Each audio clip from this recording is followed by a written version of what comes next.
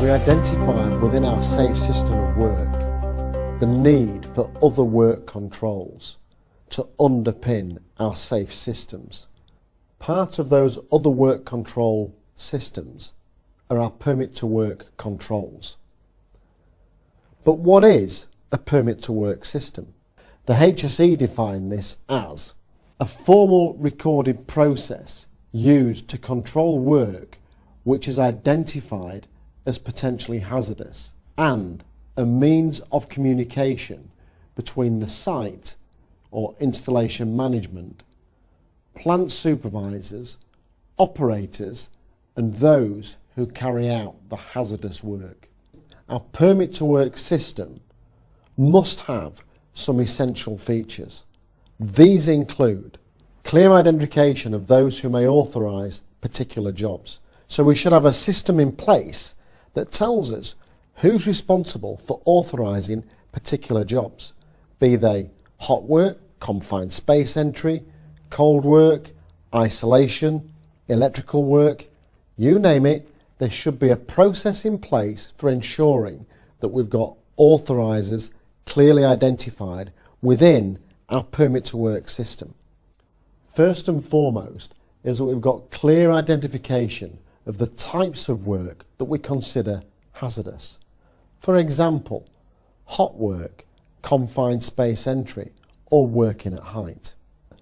We should have standardised identification of the task, the risk assessment process, the permitted task duration and also any simultaneous work activity.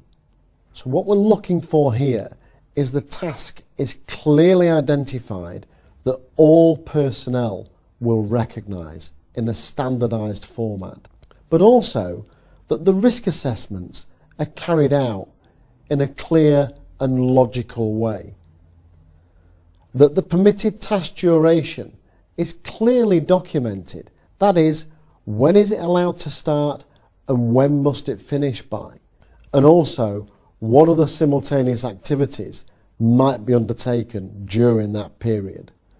So not just within the permit to work, but what operational activities might conflict with that work activity you are authorising.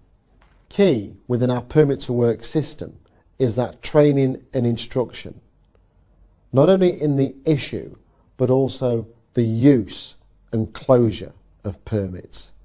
That training and instruction should capture all personnel at all levels, including permit issuers, authorisers, issuing authorities and contractors who are actually carrying out the work party, to make sure that they understand their individual and collective responsibilities within that permit to work system.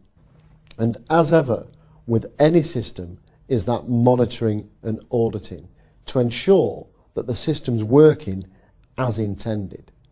This monitoring and auditing process should cover all aspects of our permit to work procedure, including areas such as the building of the permit to work, the issue, the use of the permit to work, but also key areas such as suspension and closure of that permit, to ensure that these are effectively controlled within the work environment and clearly communicated to all personnel.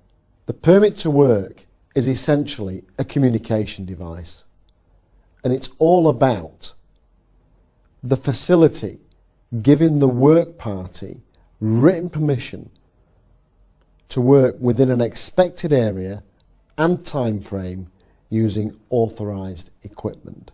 It is essential that all personnel are competent in their roles and responsibilities within the permit to work system.